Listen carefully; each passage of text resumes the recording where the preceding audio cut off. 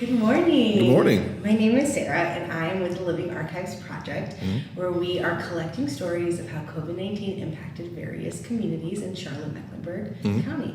Today is February 2nd, 2023, and this week there were 214 reported cases of COVID-19 in the Charlotte-Mecklenburg County area, which actually shows a decrease of 32% over the last 2 weeks. Therefore, each subject is comfortable not wearing a mask today. Terry, would you introduce yourself? Yes, my name is Terry Creech. I am a 45-year-old Native American living in Charlotte, North Carolina. Been a North Carolina native. I was born and raised in Eastern North Carolina, and then I moved out here for college. And I've loved Charlotte ever since I've been here. I've lived here all but 1 year of my adult life, and I currently run my own nonprofit organization here at the Charlotte Art League that focuses around youth poetry and exposing the love of spoken word and poetry slam to teenagers in the Charlotte-Mecklenburg area. Before we jump into that, Terry, will you just describe your physical image for me? Sure, I'll do the best I can. Let's see. So I'm 6'3" inches tall. I am just over 300 pounds in weight. But most of it, hopefully, is muscle at this point. I lift weights a lot. I like to work out. I like to go to the gym. I end up spending like 4 hours in the gym whenever I go, so it's so much fun. I have to tear myself out of there sometimes. So I'm olive-skinned due to my heritage. And I have long hair that tends to curl up at the end. It's about just past my shoulders. I have a beard, like darkish brown hair, red flecks in my beard from my mother's side, and like I said, pretty well physically fit. You know, a little bit muscular, a little bit big as a guy, but I enjoy being a big guy. I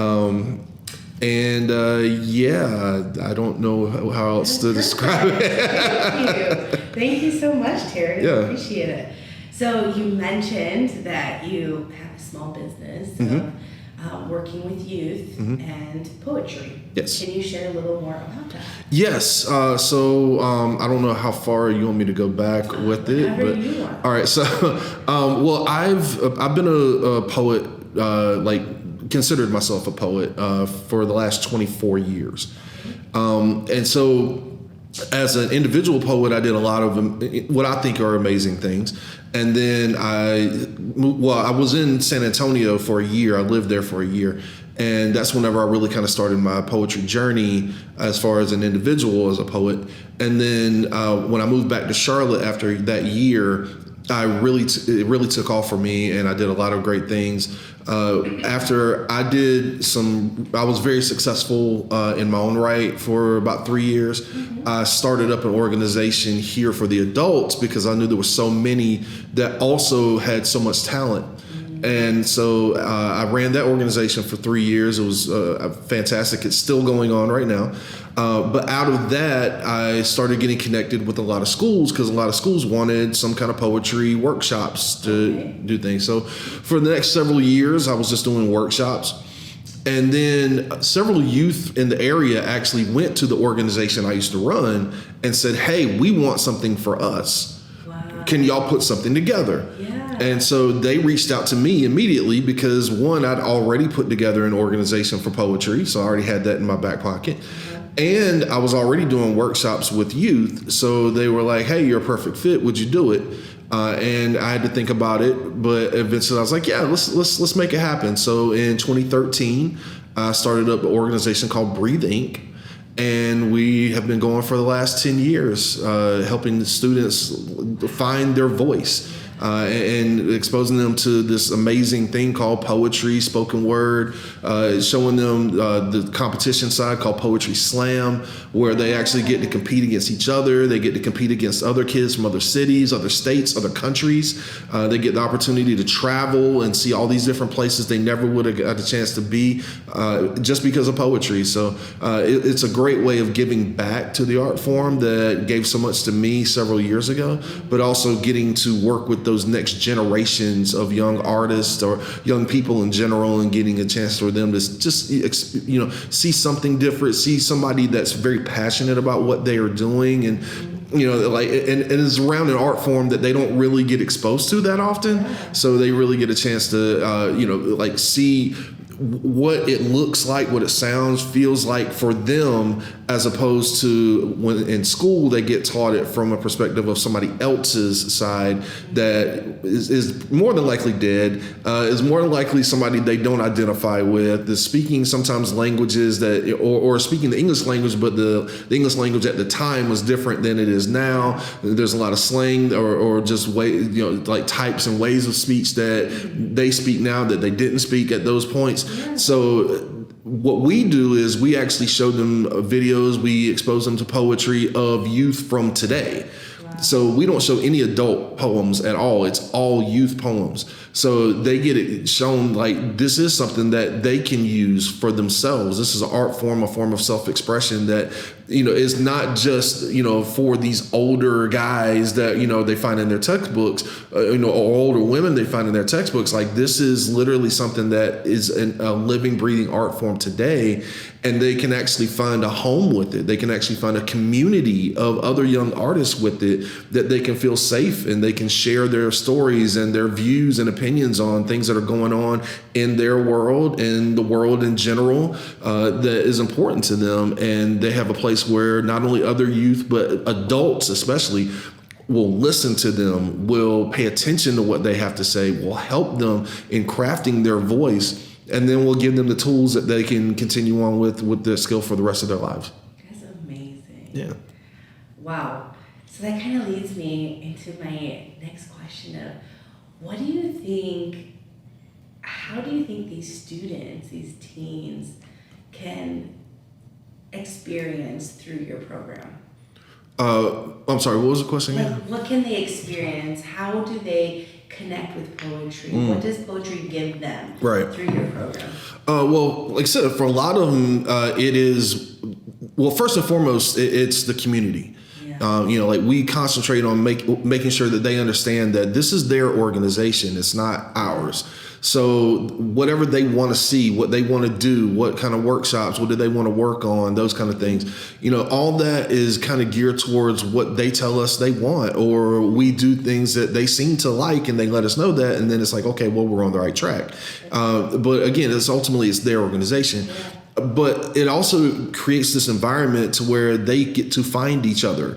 Yeah. We have students from different parts of the city. One thing about Charlotte is a lot of people, if whatever side of Charlotte you live in or you go to school in or you work in, you don't really explore outside of that area. So this really gives a lot of students from all over the entire city to get a chance to share stories with each other, to share experiences, just to meet each other a lot of times, because they don't really even get a chance to do that very often. So it really gives them an opportunity to, like I said, meet others that are just like them, that are looking for a place that, where they can be themselves, where they can begin to learn who they are. Because a lot of that is what teenage years are about, is, the beginning of the journey of figuring out who you are. But when you're in a safe space, then it really allows you to be able to flourish and really be able to reach outside of the boundaries that you typically have in your normal day-to-day. And you really can further understand who you are beginning to become as a person. Our organization allows that opportunity because we don't direct the kids towards topics. We don't censor them as far as like what they want to talk about or how they want to talk about it. We'll give them suggestions. We will give them ideas, but as far as like saying, hey, you might want to think about this, or just like more generality than anything else. But when it comes down to what they're doing specifically, it is all about them and what they want to say and how they want to say it. So, it can rub some adults the wrong way at times, as far as like when teenagers really just kind of step out of that box and just like kind of like explode with their voice, sometimes the teenage voice can be a little too powerful for some adults. Yeah. And they're, sometimes that's because adults think they know better.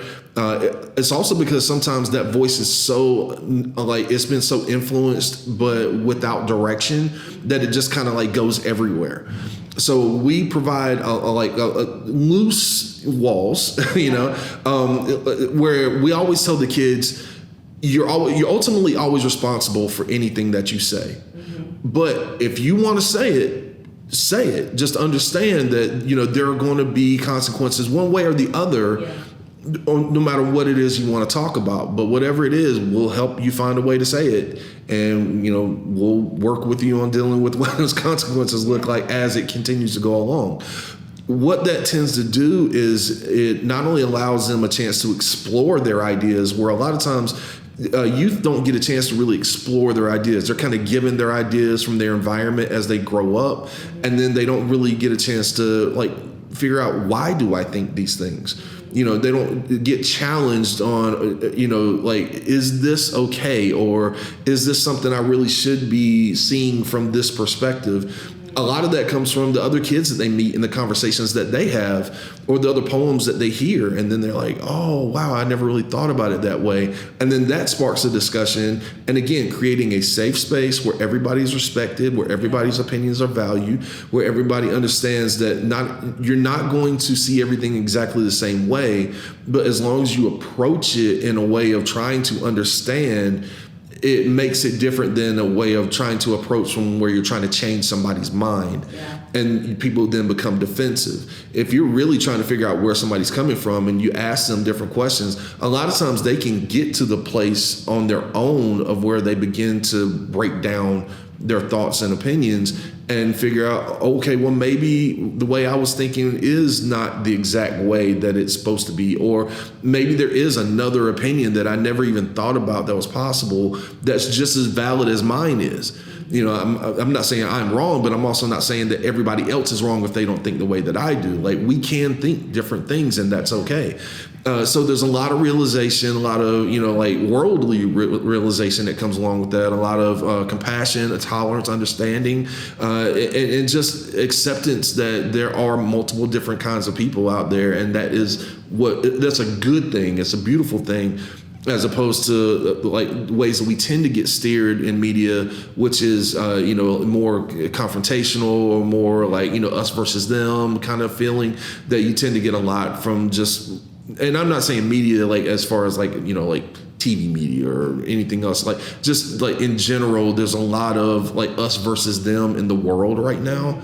And it's very unfortunate. And that's one of the things that we try to give them a space to understand. This is not a space of confrontation, even though we do competitions. It's more of a space of, I want to hear what you have to say. I want you to craft your own ideas and opinions, and I want you to craft these amazing pieces of art so that whenever you go out, you can thoroughly and fully explain what it is that you feel, why you feel that way. And you can do it not only through your poem, but also through conversations about that poem with other youth, with adults, that can then get them to maybe see things a little bit different too. Wow. Thank you for sharing that, Terry. Yeah. It sounds like such a powerful experience for these teens to really learn not just important, like you said, values for themselves, but also just have a voice be heard. Right. How do teens kind of find you? How do they find breathing, Greg? Yep. Mm-hmm. How do they find breathing? So we have always had the model ever since we started, because whenever I used to run the adult poetry slam, the whole thing was, we're going to hold these events and we're going to let everybody know about it, and then they'll come to us. With the youth, I flipped that upside down, because youth don't have access to, at that time anyway, back in 2013, obviously now things are different, but we flipped it upside down. We said, okay, well, we need to go to where they are. Yeah. We need to go to every single area that they're at and let them know about this amazing thing, and then get their interest, so that then they'll want to come to us. So we go into schools, we go into community centers, we go into religious buildings, we do poetry workshops, we show videos, we have them break down poems, we go everywhere that we can find the youth at, and we try to show them that. So then whenever we do have an event, they are already saying, well, this is a really cool thing. Let me write a poem real quick. Let me put something together, or let me just go see what everybody else is doing, because I like what I'm seeing, and I want to be a part of that. And so whenever they come and then they see, like all these youth sitting and listening to each other and cheering each other on and hugging each other and holding each other while they're crying and like just exploring deep emotional things, exploring, worldly political things, and all the time they're being heard. Like there's a room full of people that are listening to one teenager talk about something that they're passionate about. And then when they're finished, the room goes insane. Everybody's so happy to hear it. Like anyone, but especially a teen, can look at that and be like, this is something I want to be a part of. So we get a lot of adults that say, hey, how can I volunteer? Because this is great. We get a lot of youth that say, I never thought about poetry before you guys came around.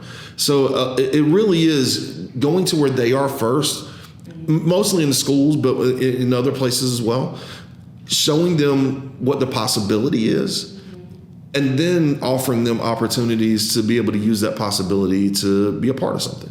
Awesome. Yeah. So how was that impacted with COVID-19? It shut us down.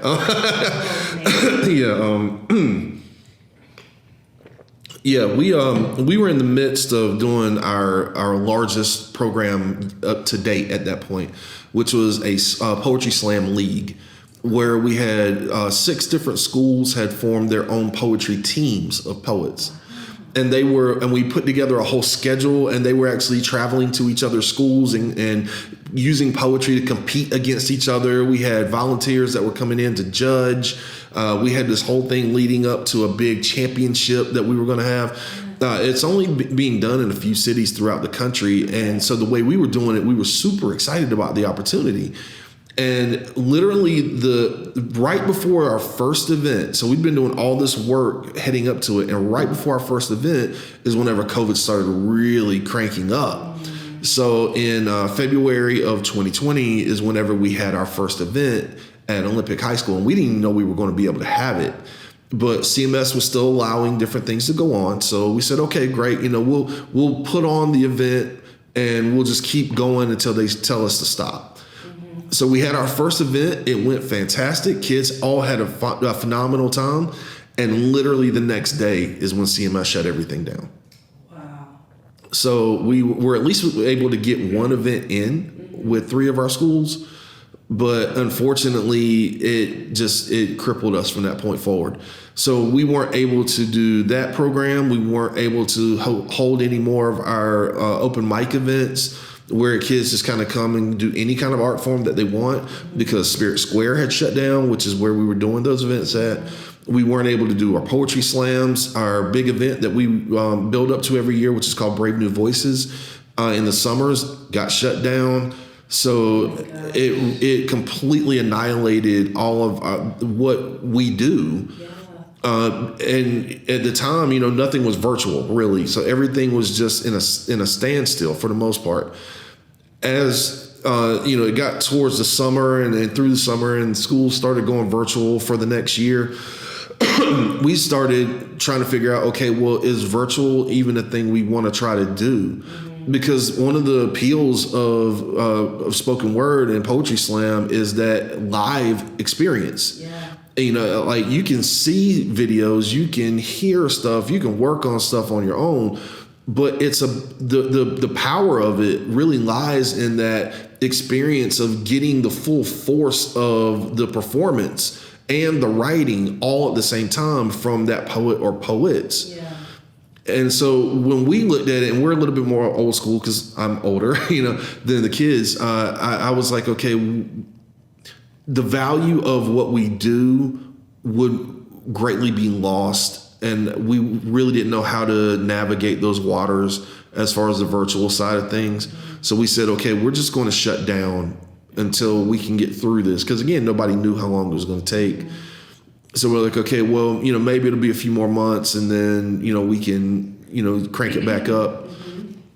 It ended up being like 2 more years, No way. Yeah, so. We were shut down for 2 years. Yeah, we were shut down for 2 years. Wow. Yeah. Yeah, so from February of 2020 until September of 2022 was the length of time between our events that we held. Okay. So yeah, 2.5 years. Wow. How did that make you feel? It sucked. It really did, because I didn't get a chance. I ran the adult poetry scene for 3 years, and then I stepped away because I hate adult poets. And I say that as a joke a lot of times, but what it boils down to is a lot of adult poets teach themselves. So when another adult comes in and tries to teach them something new and they're not ready for it, or they're not seeking it, or they hear something they don't like, it's very difficult to break through that wall because they've already taught themselves so much, they've already attained so much success. Then why do I need to listen to you? I'm already successful. I already know what I'm doing. I'm already a poet or whatever. With the youth, it's the opposite. The youth are very much like sponges. Like, they want all the information you can give them. They're not like, they're so used to being instructed because they're in school all the time. They're constantly being graded. They're constantly being, instructed in different ways that whenever we go to them, we say, okay, here's this thing. This is how it's done. Here are some ideas. Okay, let's go through your editing process. Okay, why did you say this? And they don't get defensive. Yeah. They don't, feel like they know everything. They're very much like, oh, okay. Yeah, they're very open to what you have to say, and they're very open to sharing themselves with you in a way that's not, like I said, they're not trying to like guard what they've built, because they really haven't built anything, They're building. Yeah. And so they want as much as possible. And then they tend to get more excited the more involved you get with their work. And then they want to do more. Mm-hmm. So for as a person who is a coach, who's a mentor, who works with people to try to share this love of this art form, that is the perfect scenario. Yeah. Is having a group, an individual or group of, people who want to learn. Yeah. And who are willing to push boundaries, willing to, take information. One of the things I always tell anybody who I work with, adult, youth, anyone, is even though I've been doing this for a very long time, longer than a lot of these kids have been alive in many cases, my information is not the end all be all. I've accrued a lot of information over the years, and I'm overwhelmingly willing to share it with you. But once I share my information with you, it's yours to do with what you want. Mm-hmm. If you want to take it and you want to apply it to what you're doing, awesome. If you are like, that guy's insane, I don't want to listen to him at all, and you want to just forget everything, that's okay too. Yeah. I'm not telling you stuff to change you. I'm telling you stuff because I see stuff that I feel like I see things that I feel like I can give you this information that can help. Yeah. But ultimately, it's up to you to do with it whatever you want. And coming at it from that perspective, it makes it less of I own this, and it becomes this is yours to have. And whenever it gets shared that way, now I'm not defensive because it's not mine. Yeah. I've already shared it with you, so now the information is yours. And then you don't get defensive because you have the power to do with it whatever you want. You're not being forced to do anything. And so it makes it a good relationship, especially with the youth, because again, they are seeking that instruction or that information. And they tend to take it and apply it in a lot more in interesting, better ways than a lot of other people. Yeah, for sure. Yeah. Thank you for sharing that. So you said that you were shut down for about a little over 2.5 years. Yeah. So when you were able to restart your programs, what did that look like for you? Was it a little slow? Did you have to do some virtual or some hybrid, or did you just start in person? So it's still slow. I was having this conversation the other day with the person, and I was like, and they made a good observation. They said, COVID kids are different. And it's something that, you don't, as an adult, you don't think about those kind of things very often, especially because we didn't go through school with COVID. We didn't go through 2 years of virtual school. We didn't go through situations where, like you would be back in person with half of everybody, but you can't see their face. A lot of them had to do things on their own with their assignments and stuff where they never had to do that before. They had to show up for school in front of a screen on their own, which we would never have even thought about the possibility of that. So the kids now on the I hate to kind of say on the other side of COVID, but on the other side of the pandemic specifically, are have completely different skill sets than a lot of the kids had prior, just due to necessity. Yeah. So a lot of these students don't know about us. Yeah. Because we took those 2.5 years off, a lot of the kids that we were working with are now in college. Yeah. Or they've graduated from college, or they're working somewhere, or they're traveling. So all the kids that we had to work with are gone. You have to start from scratch. Completely start from scratch. And not only starting from scratch, but now we have to do it in a completely different way than we did the first time, because the world is different now than it was when we first started 10 years ago. So when we first started off, we tried doing things the way that we did when we first started, and we were getting zero results.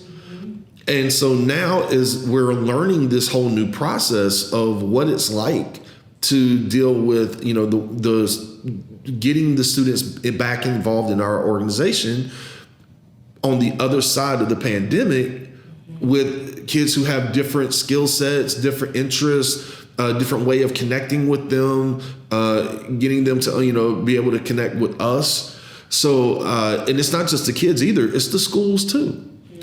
Before, it was so easy for us to go to a school and say, hey, we got this, we want to do a workshop in your class. Is that okay? And they'd be like, oh yeah, that'd be wonderful. Come on in. Yeah.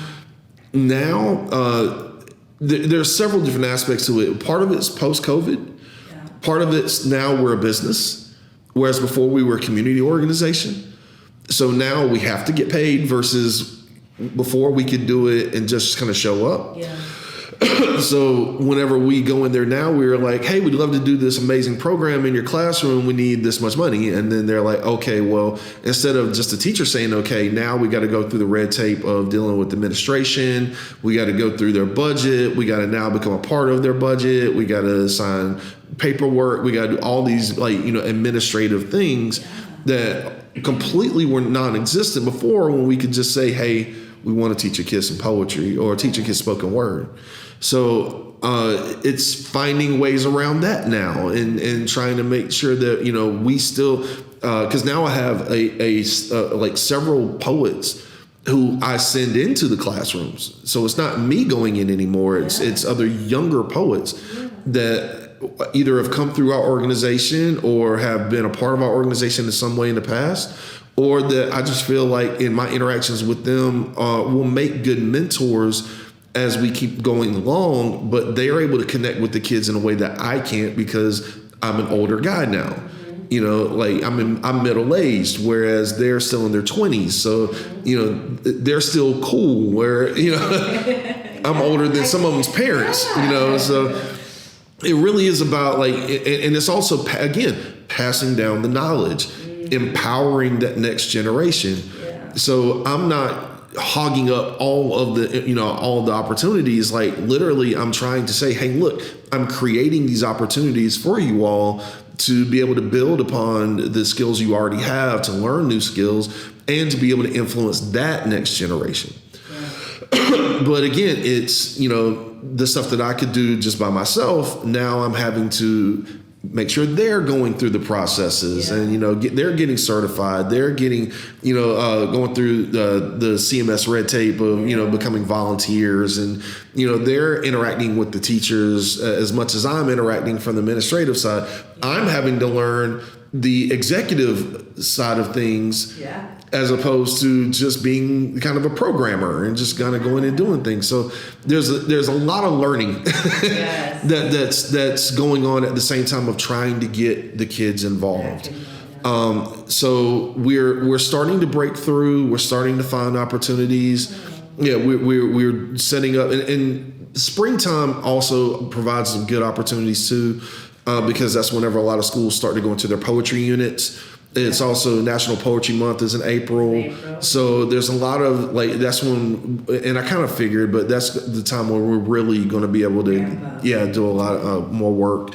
And that's proving to be the fact as well. So we're just really excited about where we're going moving forward. We're going to start becoming a part of some schools budgets or curriculum moving forward, I see, going into next year. So it's an exciting opportunity that I feel like, we're in our first full year of being a nonprofit.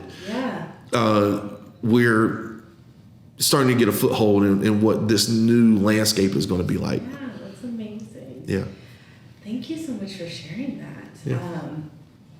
So in this time frame where kind of the poetry with the teens took a break, how did your life change? What did that 2.5 years look like for you or Terry? Geez. Okay. So personally, let's see.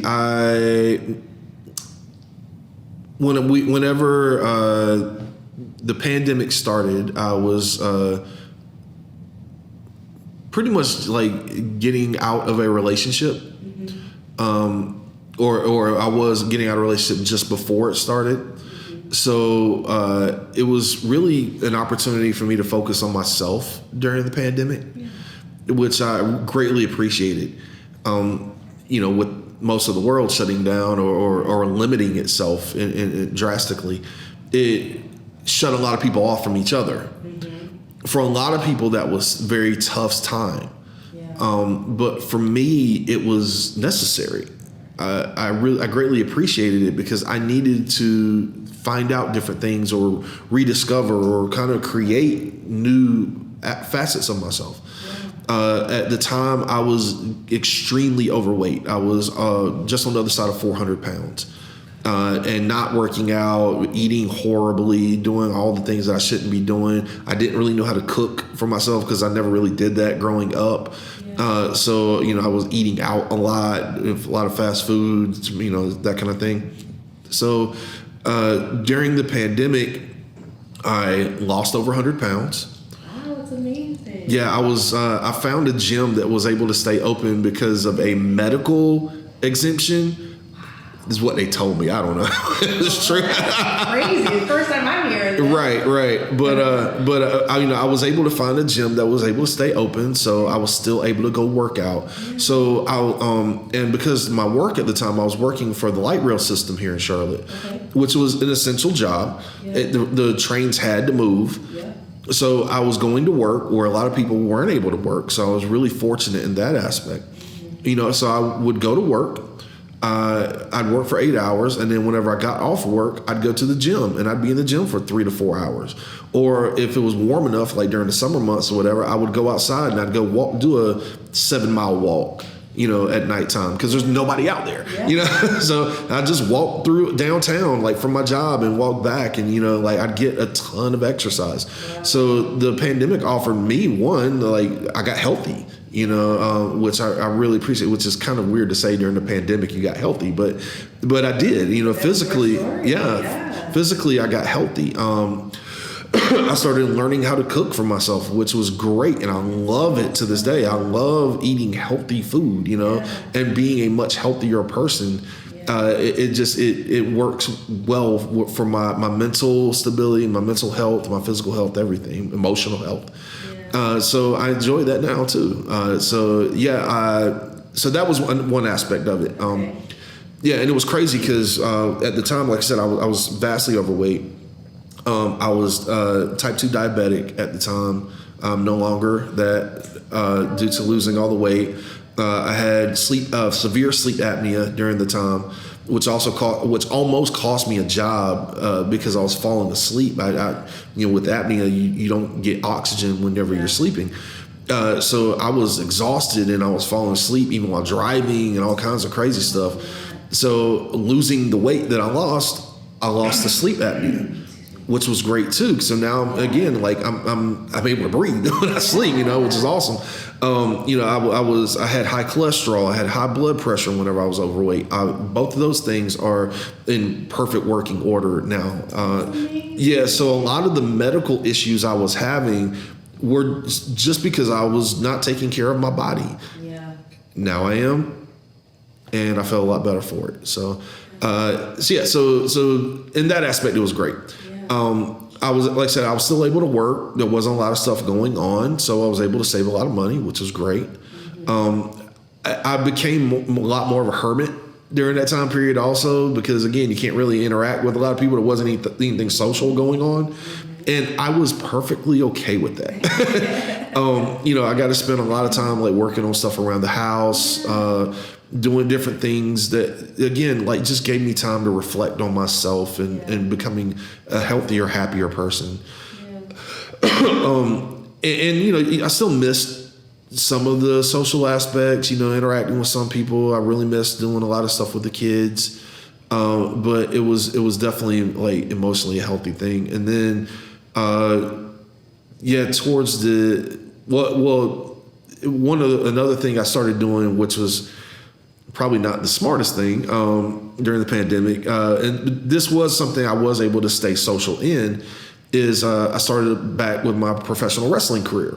Oh, wow. Which again, like I'm getting healthier, I'm losing weight, and so that then also allowed me a different aspect of being able to enjoy something different, another way of expressing myself. Yeah. A different way of like meeting other people, being involved with something during that time period. It was very weird at times because, I'd go into these arenas where there'd be 400, 500, 600 people. And it's in parts of North Carolina that were not as health conscious as Charlotte was at the time. Okay. So those areas, they didn't wear masks. They weren't vaccinated. They were completely against all things healthy when it came to COVID. Yeah. A lot of them didn't even really think it existed. So being in those environments were scary at times, or just weird and different because it was so vastly different than living in Charlotte. Yeah. I'd walking around here, like people wearing masks outside. I go there, you have a room of 500 people and no one has a mask on. Yeah. And there's no attempt to even try to get people to wear a mask. Yeah. And some of them are older, and for whatever that meant. And so it was like, wow. I was vaccinated. I got vaccinated very early. It was my choice, and I was very much for it. But I also hated wearing masks. Mm-hmm. Absolutely abhorred it. I understood it. I understood the value of it. Yeah. And I did it whenever I would go into stores that required it or, just, any place that required it. But whenever I was in environments like that where people didn't care, honestly, I didn't wear one either. I knew I was vaccinated, so I felt safer. But because of just my complete discomfort with it, I just didn't. Mm-hmm. I know it's not the best thing. It was a choice that I made for myself. Mm-hmm. And fortunately, I didn't catch COVID during the entire time when it was at its worst. I ended up catching COVID last May. So May was it May?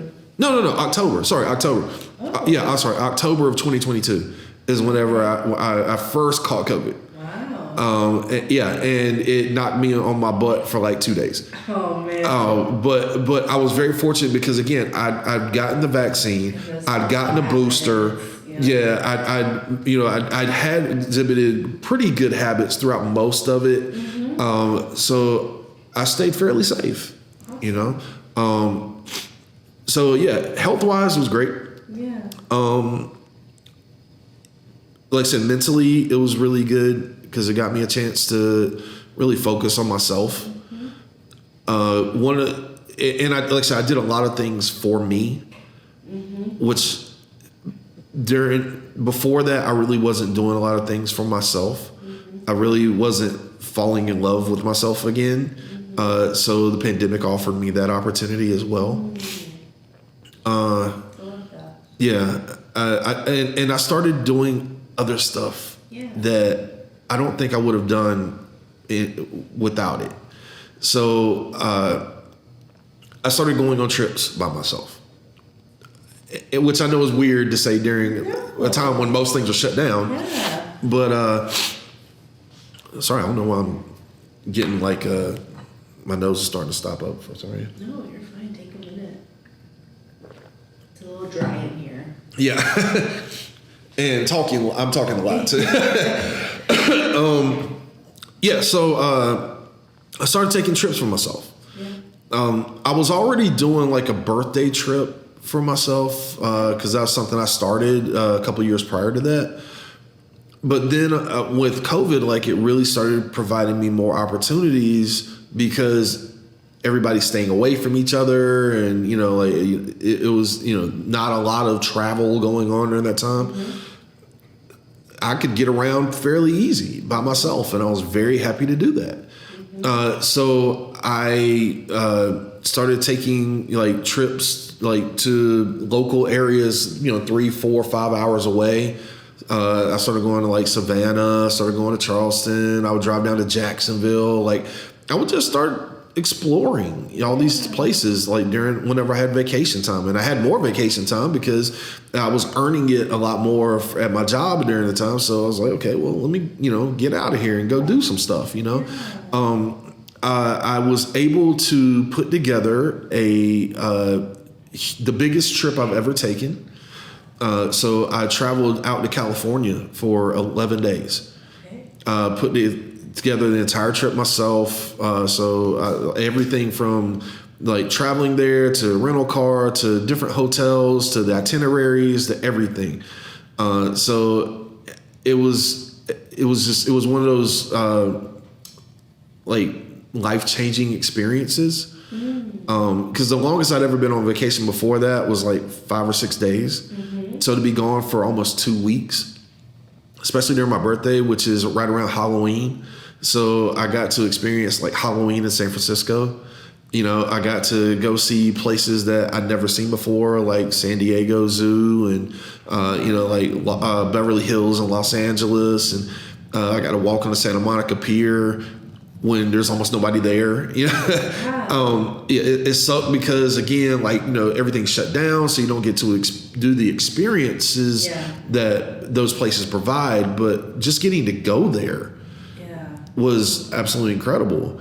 And being able to like be in those environments where it's just you get to appreciate it a different way.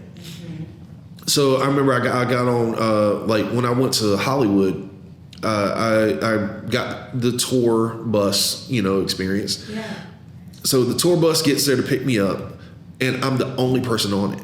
Wow. This double-decker bus where I can just literally sprawl out anywhere I want, and it's just me. It's just you.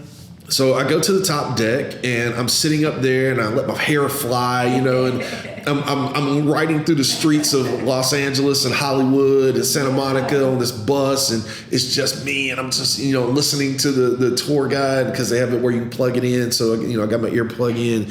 I'm just listening, and I'm looking, I'm taking pictures, and it's my experience. Yeah. I'm not doing the experience. I'm doing my experience. Like I went to Venice Beach, and I'm walking around Venice Beach, and I'm seeing like all this, like it was insane. Like you had one side of this giant sidewalk, one side is all these shops that are struggling to stay open. They're trying to, the restaurants are trying to be more outdoors so that, they can stay open. And there's all this like business that's going on one side of the sidewalk. Then on the other side of the sidewalk is this massive amount of tents of homelessness, because during the pandemic, like the homelessness in California was insane. I mean, still is, but like during that time, like, there was so many people who were left out and they needed somewhere to go. So a lot of them would go to the beach because it's warmer. There's more opportunities to be outside so they can, still interact. And so you would have, like I said, business on one side, homelessness on the exact opposite side of this sidewalk. And the sidewalk goes for miles. So you're just seeing all of this, like, despair on one side, and on the other side is like people trying to, have some semblance of civilization still. So there was an experience within that I got to take advantage of that I wouldn't have any other way. I got to, again, drive because, again, there's not that many people out, so there's not that many cars out on the road. So I got to really enjoy driving in California, which was the main thing I wanted to do. So cool. So I got to have, this experience of driving on the Pacific Coast Highway, and I'm the only car. Yeah. And it's like in the movies when you see these cars driving, but this was real life. Yeah. I'm watching this mountain range go down into the ocean on the horizon as I'm driving towards it, and I'm the only car. I'm the only person experiencing this at the time. So I probably shouldn't have, but I was like, I had the steering wheel in one hand, I had my phone in the other, and I have these hours of driving videos. Beautiful. That's literally just me. Yeah. So I can always go back and look at it and know, and just, have that, spark up the memories of what it was like doing that. That I know now you wouldn't be able to do because it's, so many more people out. That's so cool. Yeah. So there was a lot of individual growth that happened during the pandemic in a very positive way. I wasn't financially affected because I was an essential worker and I was still, doing that job. And it really gave me a chance to just kind of sit down with myself and discover the person who I wanted to be. It helped shape that person. Thank you, Terry. Yeah. Thank you for sharing. Before we started the recording, we did this activity called a hand map. Is there anything from your hand map that you would like to share with us? Oh, okay. Up to you. Well, yeah. So there were several things that were going on during the time.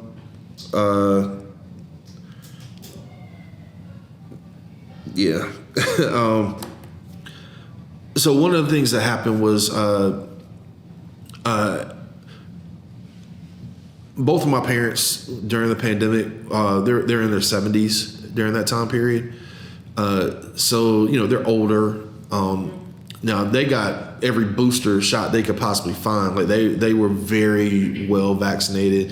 They, stopped doing all their social activities immediately once they were instructed. Like they followed everything very, very well. For me, on the other hand, because I knew like I was having to go to environments because of my job that were exposing me to different things, I wasn't able to see them as often as I wanted to. They still lived in Eastern North Carolina, so it was a 3-hour drive to where they live. So I wasn't able to like check on them or be with them as much as I wanted to. A lot of times it was just phone calls.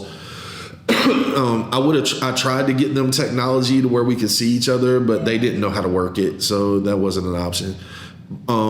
So I ended up when I would go home, I had to wear a mask whenever I was there. They didn't like that. I didn't like it. But I felt like it was necessary because I didn't want to get them sick. But it was tough. It was a very tough time as far as our relationship with being close to each other. We grew closer because we talked a lot more. But it was a good opportunity for us to be able to, like have that option, but just seeing each other wasn't really an option. So towards the end of, actually it was, August of 2021. So still during the pandemic, my mother got diagnosed with pulmonary fibrosis.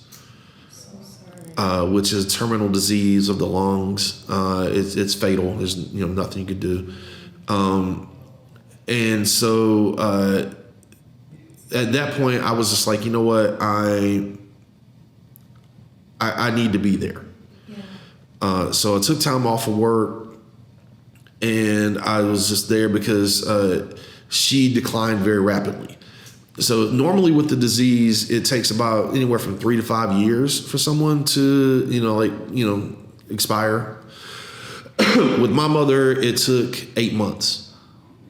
And, it could have been any number of, reasons for that, but it was what it was. I'm so sorry too. Now, fortunately, because I was able to take that time away from work, it gave us the best bonding moments that we've ever had since I was a small child. And we got to know each other a lot during that time period. I became caretaker for both my mother and father during that time period. My dad really can't see hardly at all. But he can still get around, but just in the house, And mom was the person who drove for them. She was the person that kind of got them around. But once she got sick, then she couldn't do that anymore because she was on oxygen all the time and she couldn't barely walk anywhere. So she was in a wheelchair 3 months after her diagnosis. So it became a situation where they needed me there. Yeah. And I'm very glad I was able to do that. I went and got a new car because I had an SUV at the time. And I was like, I need something that gets better gas mileage. So what I would do was I would go there for 3 days, be there with them to help run errands, go to the drugstore, get groceries, do all the stuff they needed me to do. And then I would drive home because I still had my cat at home. I had to make sure she was fed and taken care of. I still had to take care of my house. I had to run my own errands around there. So I would spend 3 days with my parents, drive back to Charlotte, spend a day or two in Charlotte, drive back to my parents. So during the time period of a year, I drove 50,000 miles. Wow. Which I'm glad I got a new car. Yeah. One with good gas mileage because I needed it. Because that's what I was doing. I was constantly back and forth. Yeah. That much time on the road would give me a lot of time to think, a lot of time to go through things. But it was necessary to be there with them to help just reestablish that connection that was necessary, especially with mom being as sick as she was. So she passed away last year during March. And then it was being there for dad. Yeah. Because my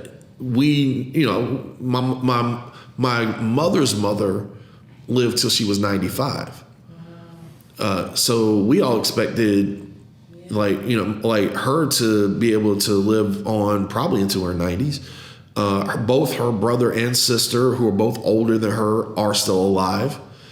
So again, it was a situation where it was just something that we didn't see coming. Yeah. So having to help dad realize what a new life was like without his partner, they'd been together for 53 years. Mm-hmm. So now he's 70, in mid to late 70s. He can't see. Mm-hmm. He can't drive. He can't do most of the things that he's done most of his life. And now he lost the person that is supposed to be there for him. And now he's in the house by himself because my job forced me to go back to work. Literally called me the day before my mother's funeral and was like, we need you back here. When are you going to be back? So, Gosh, Terry, I'm so sorry. yeah, that was a tough time. So overwhelming. Yeah, that was a hard time to deal with. But we made it through.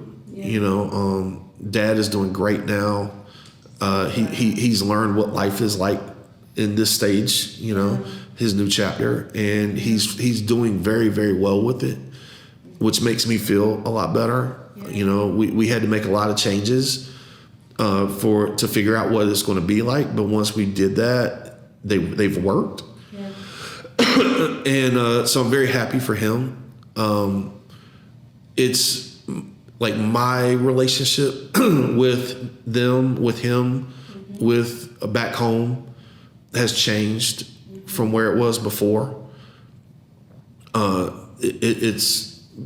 Like for the longest time, I just felt very disconnected from that area on purpose. Like I didn't want to be connected with it. Whereas now I feel very connected with my home, my early home. Yeah.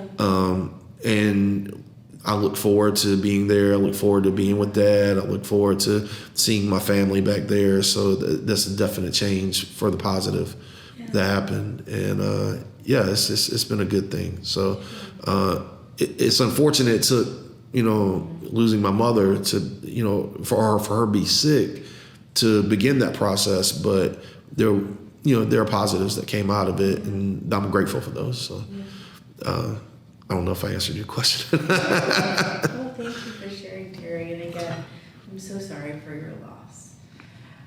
Just to honor you and respect your time, I'm just going to ask one more question. And is there anything else that you would like to share with us before we finish? Well, I mean, I haven't really talked much about my culture.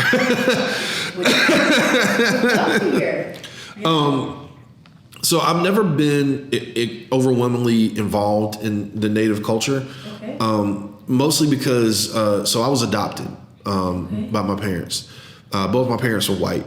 Okay. So my background is biologically, my mother was white. From what I was, the very, very, very little information I was able to obtain is that she was pale skinned, 16 years old, red hair, green eyes. So obviously that's not me. But my father, they believe, was a native boy that would come visit my mother when she was in the hospital. And so that's where they think that I get a lot of my physical traits. Yeah. Because of my physical traits, my olive skin, long dark hair, all the different traits that are connected with the tribe in the area, which is the Coharie tribe. It helped me to, as I was forming my identity, to understand I'm Native American. And I'm very happy as identifying Native American. It's a very positive thing. I love it. It really is who I am. I understand that biologically I'm only half that, but like socially or just, in the world, as the world sees me and as I see myself in it, I'm Native. So that's how I identify. But because I was adopted out of the tribe, I was adopted out of the area. I never really had any kind of real connection other than just a longing for that tribe. My parents, as great as they were for me in teaching me all these amazing things, they didn't know what it was like to be Native American. They didn't know what it was like to be Coharie. And so they just taught me the best way they knew. Yeah. But I never got that Native side, that link to my heritage, until I sought it out. So a lot of the connection that I have with what it means to be Native is stuff that I went out and sought myself. I learned from others by trying to find out information on my own. Well, during the pandemic, a lot of the opportunities for that were shut down. We had powwows where, there are, like festivals basically for each tribe. Well, none of those were happening. Yeah. Like every opportunity to kind of be in a Native environment was gone for a long time. Yeah. And so the opportunities that, a lot of the connections or relationships that I had with a lot of the Native people in this area, in the state, were non-existent during that time period. Several of the people that I looked to as mentors or elders passed away during that time period. And I didn't find out till later. So, I lost a lot of that connection. And so now that things are opening back up and we're starting to have powwows again, we're starting to have gatherings again, it's kind of like with Breathe Inc. Like I'm having to build back these connections all over again. I'm having to start from scratch, from back from the beginning. So when I go to these events now, I don't know anybody. And I went to the Kohari powwow and this past September, and I was so happy to be there. I was so happy to go. There's so many people there that look just like me, which is a rare thing. Like Charlotte doesn't have hardly any Native population. So people don't understand that as a Native person, you live in a world on land that once was yours or was owned by your ancestors. Where it wasn't I'm gonna say owned because they didn't really own the land, but it was their land, and now not only is it everyone else's but yours, there's also little to zero representation of your culture, of anything that you recognize that's a piece of you. So every, advertisement, billboard, whatever, has all these faces on them. None of them are yours. None of them are linked to you. Everything you look at, building wise, street wise, are all something else. So there's almost no connection at all that you have to a place where it was all connected at one point. So you already feel like an alien in your own land. And then on top of that, with being a Native person who was adopted out of the area as a baby, now I get it in an additional way because I'm disconnected from the tribe and I'm disconnected from culture. So being coming back now and trying to reestablish a lot of those connections is extremely tough. Another thing is once you get older, it's harder to make new friends. It's harder to establish or reestablish connections. So that's another aspect that I'm fighting with right now. But again, it's the same world, but it's different. Yeah. And so it's just trying to navigate what the new world is like and how to feel comfortable within my own skin, comfortable with my culture, comfortable with representing my culture in this new space. Yeah. And so I don't see it as a negative thing. I see it as a positive. There's a lot of positive that happened during the pandemic. Like, the Washington football team got their name changed, which is a huge deal for me. It was something I was very passionate about. Yeah. But at the same time, like there's a local high school that still has a Native mascot.